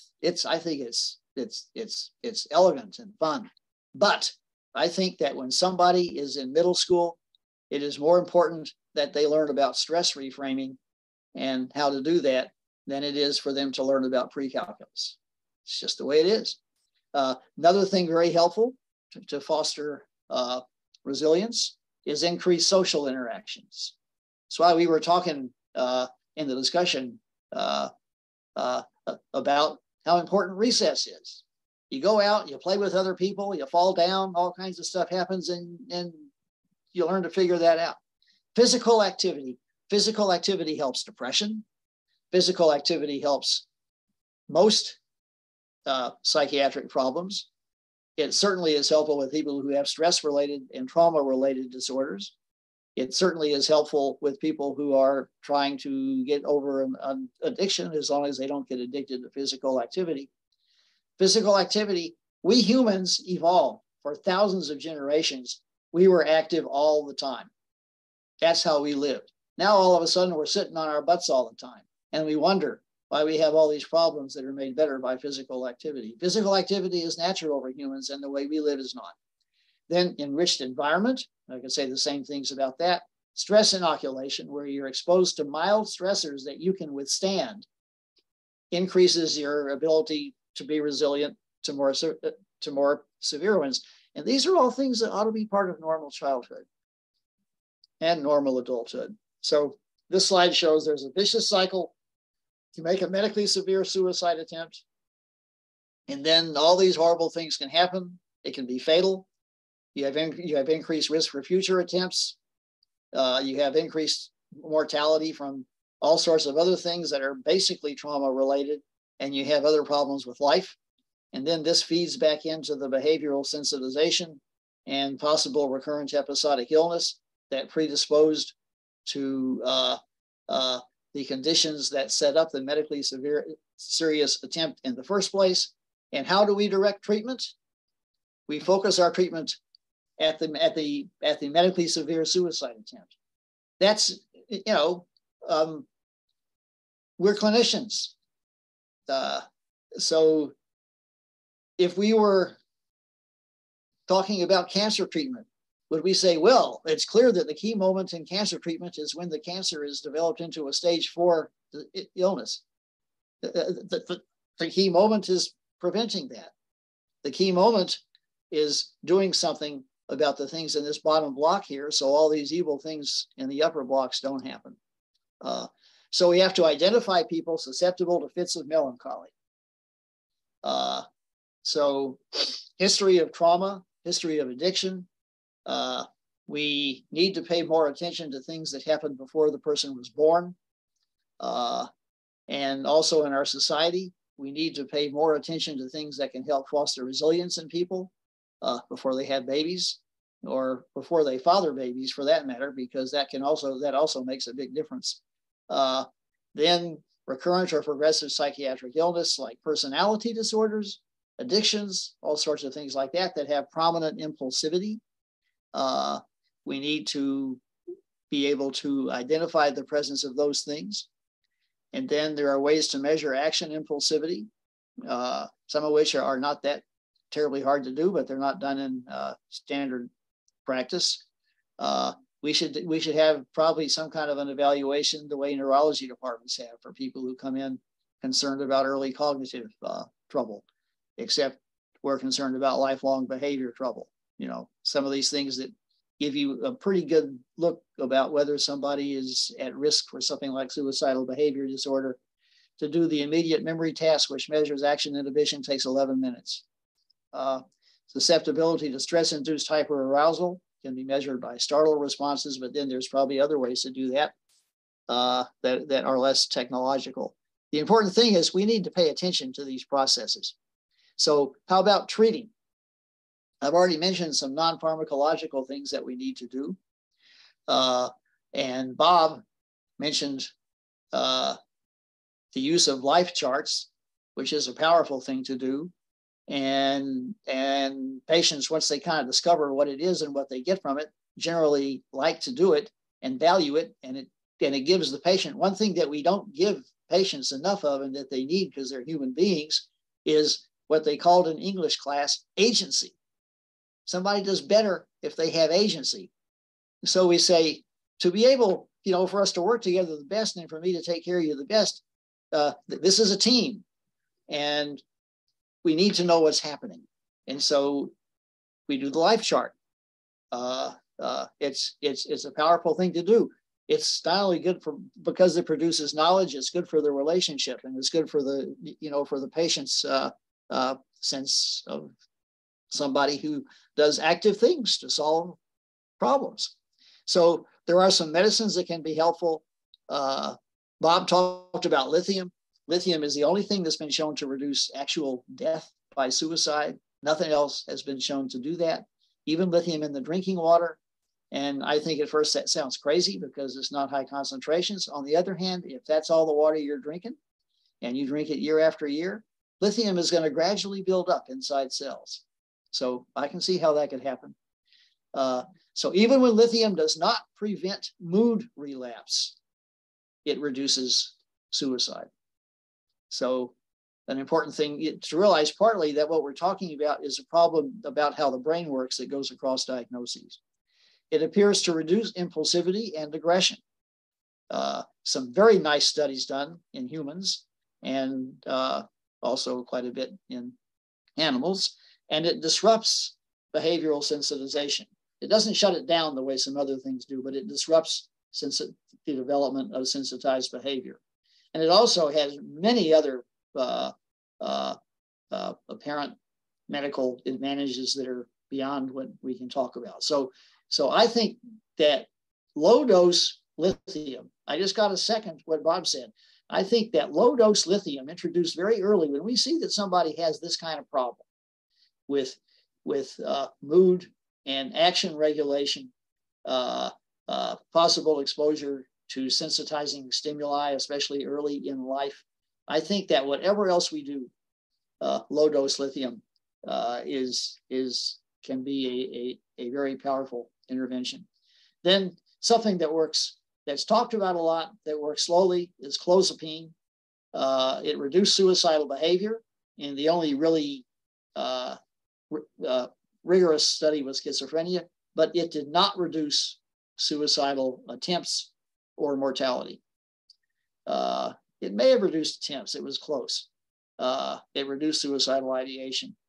It reduces impulsivity and aggression in psychotic disorders, and it also reduces impulsivity and aggression in borderline personality disorder, and it also is a useful adjunctive treatment in bipolar disorder.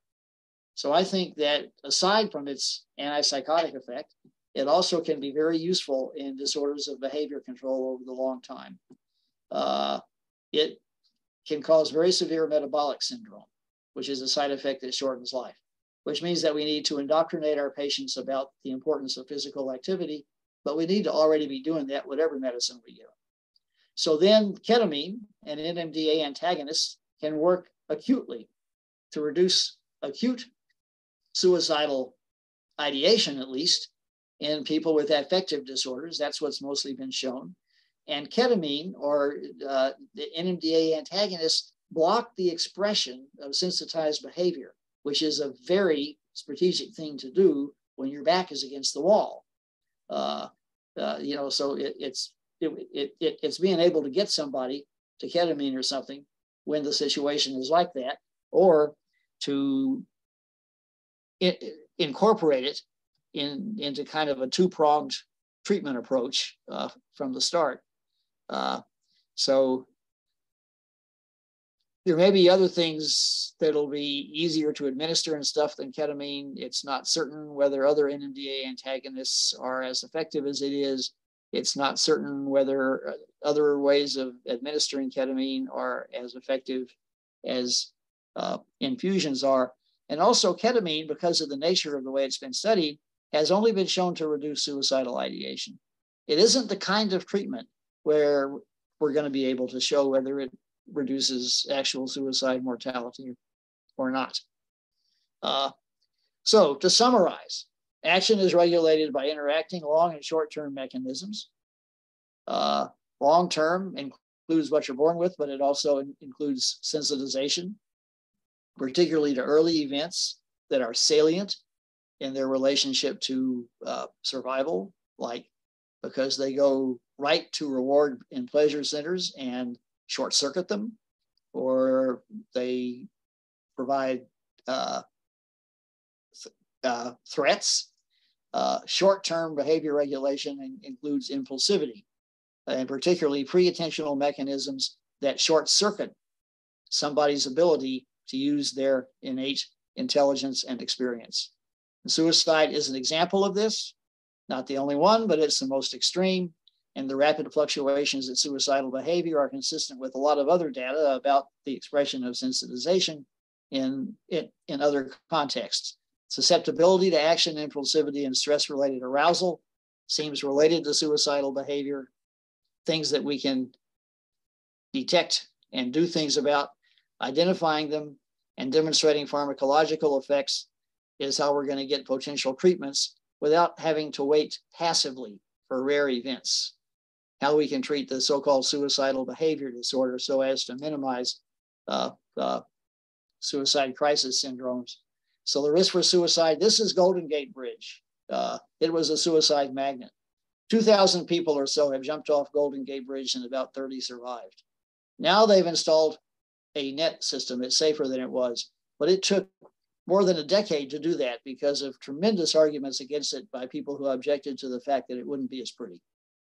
So at any rate, suicide is related to transient behavioral states in susceptible individuals. It goes across and beyond diagnosis.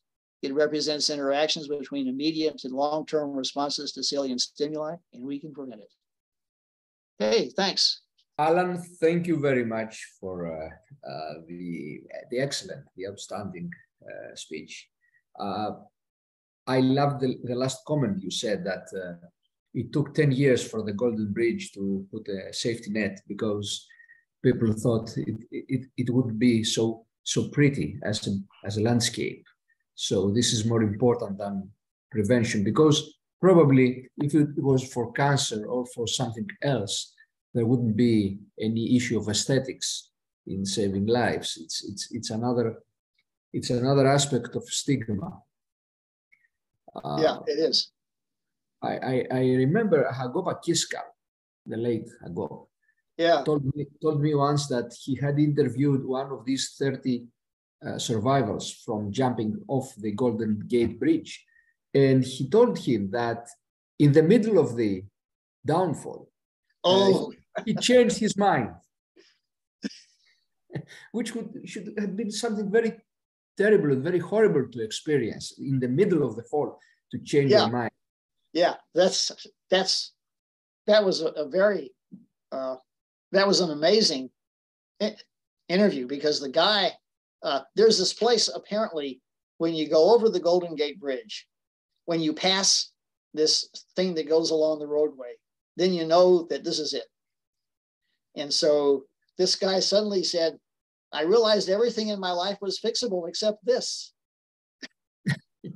Yes. Except he fixed it. Somehow he was able to fall in such a way that he broke every bone in his body, but he survived.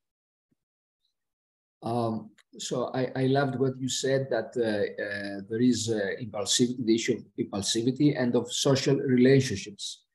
To my knowledge, what works from non-pharmacological interventions, the only thing that works is social networking, but the real life thing, not online. Real life social networking, which I think only the Japanese managed to do it really. Yeah, that was a challenge. And the veterans, I think. Yeah. And the veterans in the US. Nobody else. Yeah. The veterans have a really good social network. It's too bad their system is so bureaucratic.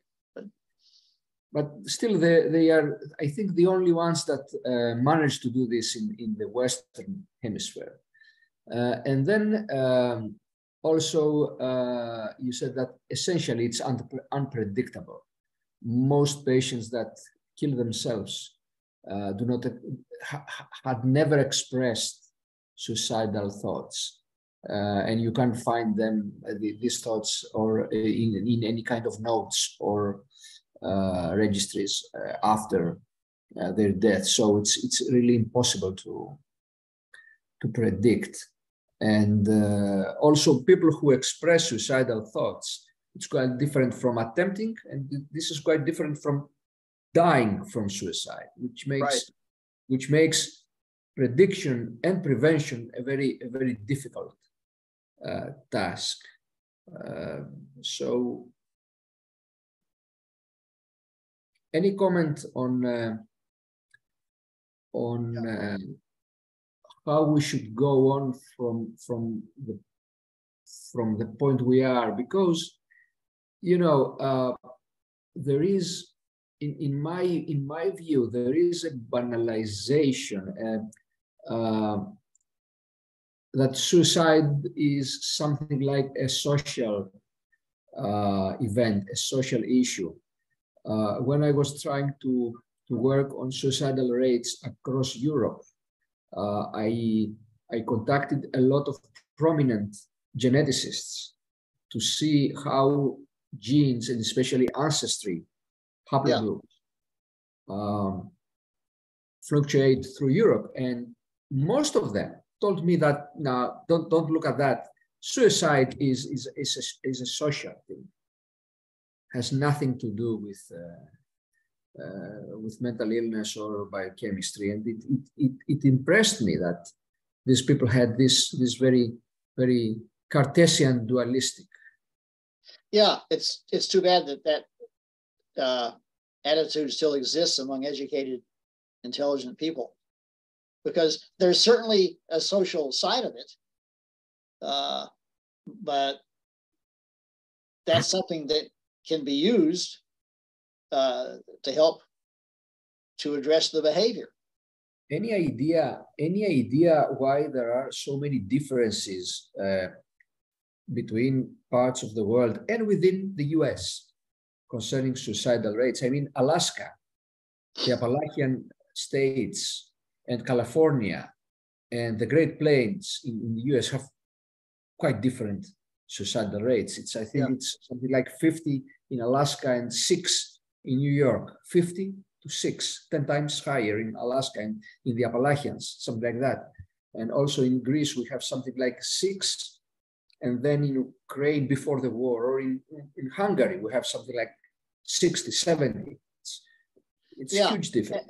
And that shows you that, if you look at the relationship between susceptibility to suicidal behavior and other things like it, and development and experience, you can see that there are probably different problems in each place. The underlying process is pretty much the same. I think that's where it's easy for us to fall into a trap. But for example, if you look at Alaska and also at Scandinavia, you see higher suicide rates. And those are the places that have long nights, for half of the year, and then long days for the other half. And I used to go to Alaskan Psychiatric Society meetings sometimes. And what they said was this is just a bipolar place. During the winter, there's nothing to do but drink, and it's dark all the time. And during the summer, you have a life during working hours and another life all night, and so and so you can see that the short days are hard to adapt to, although people usually find a way to adapt to them. And only, so it's, how can you foster that? And then Hungary, countries like Hungary, it's kind of interesting, and people think it has something, partly, something to do with their history and how Hungary was settled and stuff like that. I'm not sure, but the mechanisms are the same, are very similar, and the things we can do about it are very similar.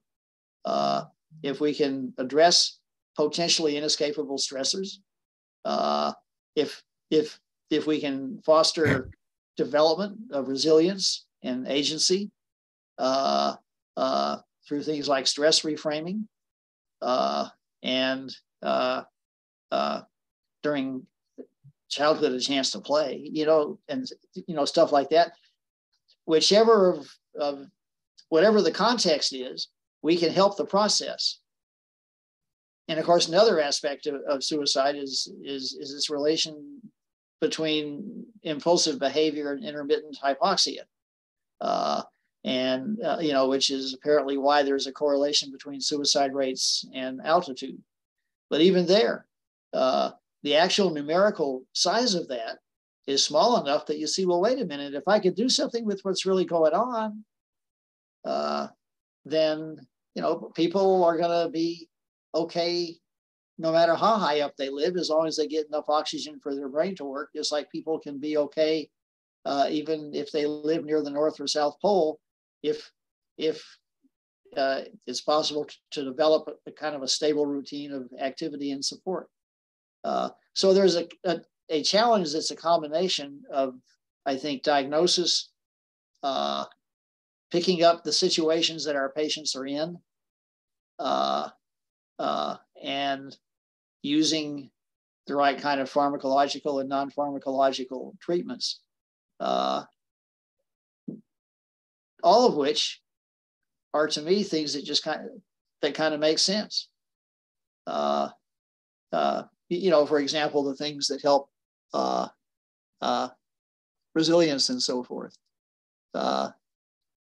And they would be helpful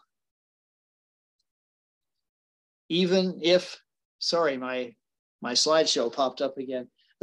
They would be helpful for things beyond suicide. I have the impression, I don't know if you agree, I have the impression that school and the educational system in general, instead of promoting resilience and teaching in quotation marks, in training people how to cope with stress, instead, it sensitizes them. It increases vulnerability. At least it seems that newer generations seem to be much more vulnerable to stress. There is no university today, no college that can survive without a consultation service. Right. 30 years ago, there was nothing like that.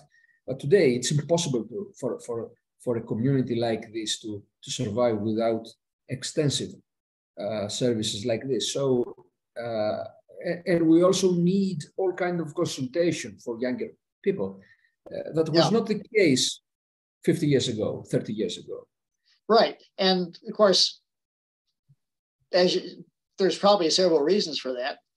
One of them was maybe 30 or 40 or 50 years ago, we were missing something. And people were able to get through it or not, 30 or 40 or 50 years. And so that could be part of it. But I think that whatever, looking at our educational system right now, well, like what I was saying about pre-calculus versus stress reframing, there are a lot of things that our educational system could do that would foster resilience. And I think that's just as much a part of education and preparation for adulthood as, learning academic topics is. But it's not more important or less important. I think that our educational system specifically avoids this thing. That's possible. I think that at least in part, it's kind of hard to see how that's not true, just because of the fact that it does, and the way things are valued, and the way education is in a way kind of politicized, so that you want measurable results. When I was a kid in school, we didn't have all these standardized tests. And our schools weren't ranked by how kids scored on standardized tests. And now that seems to be the be all and end all. And I think that most students are resilient enough to get through that sort of thing anyway. But, it's not the way to educate a group of citizens. But they are trained in a very structured way. Yes, that's right. And it's a way, it's not, well, again, in terms of how the brain works, what the things are that are good for your brain. A sense of agency is good for your brain. And so that should be acquired while somebody's growing up. And it doesn't have to be part of a curriculum, but it can be something where somebody isn't having to do a bunch of, nothing but a bunch of prescribed things, and nothing else is seen as being important as impersonal stuff like scores on tests and stuff like that I think most kids can see. Well, yeah, I should be good at math. I should be good at language, but that shouldn't be the be all and end all, especially when people are in single digit ages. Okay, let's have a look at questions. Yeah, we have some questions. What does enriched environment for an adult means? Yeah, and that's probably more important developmentally, because enriched environment basically means, and people who have studied this have come up with a pretty good definition of what seems to count. It's being in a situation where where things come up and you have to know what to do. Where things come up and you have to figure out what to do. And that, has to be kind of part of life. And enriched environment is good for laboratory rats.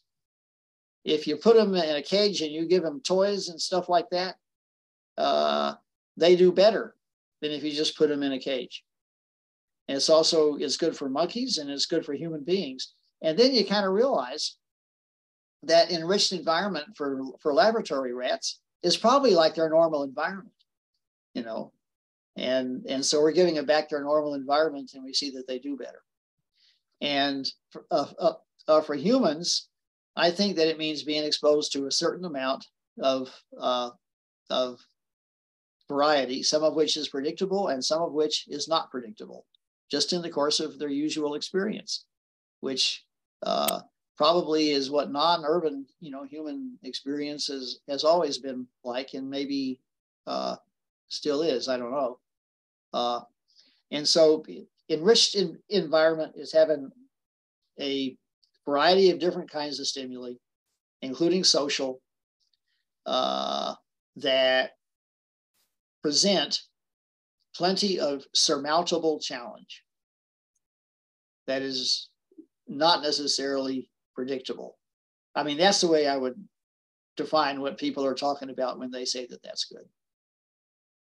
So, okay. and you can see how that builds resilience, because you discover that you can figure out how to do things. And that's why I think recess was such an important part of school. Everybody's turned loose onto a playground, and nobody tells them what to do. here's some kids playing football. You want to do that. You know, here are some people sitting around talking here, you know, and different groups of people form and dissolve and things like that. You know, I mean, that's enriched environment. And I think it's a very important part of somebody's education, which no matter how great the stuff is you study in class, it's not the same thing. Okay, there are two more questions. One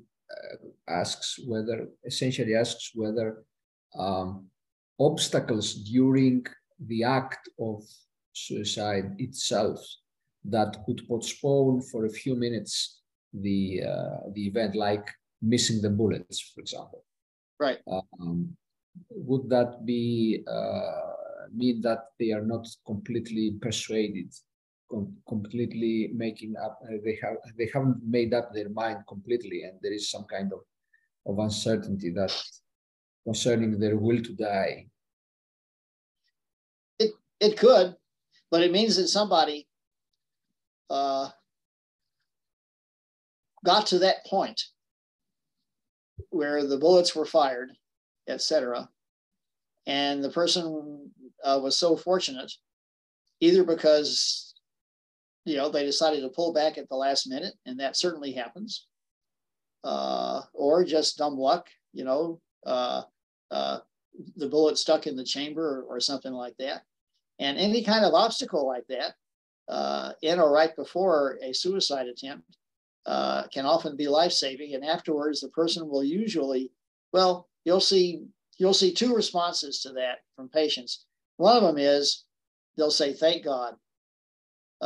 However, sooner or later, they're going to have that kind of a crisis again, and they may not feel the same way about it. So the fact that this happened and they said, "Thank God," gives us something to work with, motivates the person to take medicine. And the stuff we've done where we were treating people who had made medically severe suicide attempts and survived them with lithium or placebo, you know, crossover lithium and placebo. And they really wanted to do this. They wanted to do something. They said, you know, basically, I know this could happen to me again. And anything that would stop it. And then other patients, however, you know, especially after an interrupted suicide attempt, will say, "Yeah, that happened this time.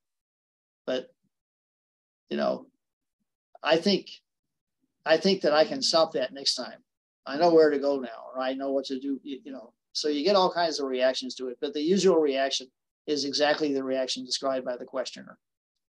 That anything that helps somebody survive the suicidal crisis, he's over the suicidal crisis, and there's often a period when things are a little better.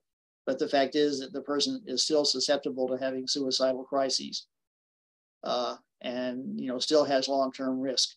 And when that happens to somebody in that category, it's very important to do everything that we can to help reinforce the person's motivation for treatment and sense of agency and responsibility in his treatment. I mean, I can tell you about some patients, but I think that we're almost out of time, and there's more questions. The good thing with online webinars is that we're never out of time. but yeah. We need to keep the motivation of the audience alive. So the next question is whether there is some scale or a psychometric tool that you would prefer in order to assess impulsivity. Yeah, for impulsivity, for measuring trait impulsivity, there's a questionnaire called the Barrett Impulsiveness Scale. It's got 30 questions, and it's a very useful scale. It looks at 3 kinds of impulsivity: motor impulsivity, which is impetuousness; non-planning impulsivity, which is basically not having the sense of seeing life as being the present and not having a sense of the future or of the past; and attentional impulsivity, which is not being able to tolerate complexity. You can see how all those things are maladaptive. And it's got amazingly broad validity. It's been translated into many languages. even though it was not designed for adolescents. And when I was looking at it with some people, and we thought that some of these questions just wouldn't make sense to an adolescent at all, but it seems to be very useful for adolescents. So if I was going to do one thing, I would do that, because it also, high scores on that test predict susceptibility to things like behavioral sensitization. And people who are at risk for major psychiatric illnesses, but haven't been identified as having them, tend to score high on this test, first degree relatives and people like that. So do one test, that would probably be the one test. There's something else called the urgency, lack of perseverance, lack of something else scale, by citers in that group, a very resourcefully designed test that measures positive and negative urgency, which is impulsivity combined with affect. It doesn't have all of the validation that the Barrett has, and it's somewhat more complicated. So I would do the Barrett if I just had one test that I could do about impulsivity.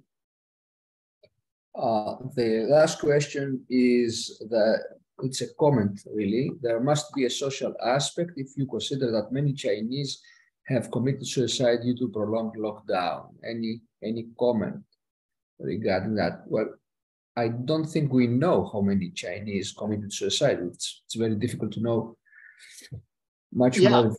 That makes that a very, that's a very interesting question. But a lot of these things, we can get a lot of good information from people who live in relatively open societies, but not people who don't. If I was going to study that in China, I would look at websites. But dead people do not write on websites. Well, that's true. You have to look at, prospectively. But in terms otherwise, I can see how a system like that could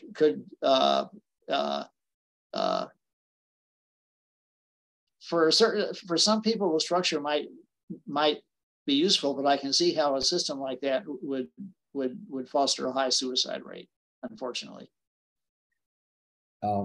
One thing people confuse is that lockdowns increased suicidal thoughts, but at least temporarily, they decreased suicidal rates. Probably there will be some kind of rebound after the next few years. But during that's absolutely right. Yeah. During the lockdowns, suicidality in terms of thoughts increased, but actions, even attempts, tend to minimize. And also you should know that China, that's interesting, is for a number of reasons it's interesting, is the only country whose statistics suggest that females commit suicide at the same rate with males. That's interesting. Yeah. Which is probably not correct, but their statistics are far from reliable. Right. That leads to sort of a meta question about how those statistics were obtained, and was that on somebody's agenda for some reason to show that? Because while suicide rates lately have been increasing more in women than in men, still, it's always been higher in men. We're a little more impulsive, etc. And it doesn't necessarily take much. Okay. Alan, it was an honor and a pleasure to have you among us today. Thank you very much for your valuable contribution. We are expecting your contribution to the book also. Well, and we will upload you both in the WPA educational portal and also in the YouTube for those who want to watch you again and again. Well, thanks for asking me. It was a real pleasure. And, it's great, now hopefully all the, this pandemic is over and we can start doing more international and live meetings and stuff, and things can be like they were 5 years ago. Take care. That's important. Bye. Okay, well, you too. And Bye. Hope you have a great holiday season. Well, so. Anyway, thank you everybody for being here with us today. Have a nice evening or night, depending on the place of the world you are. Bye-bye. Okay, bye-bye.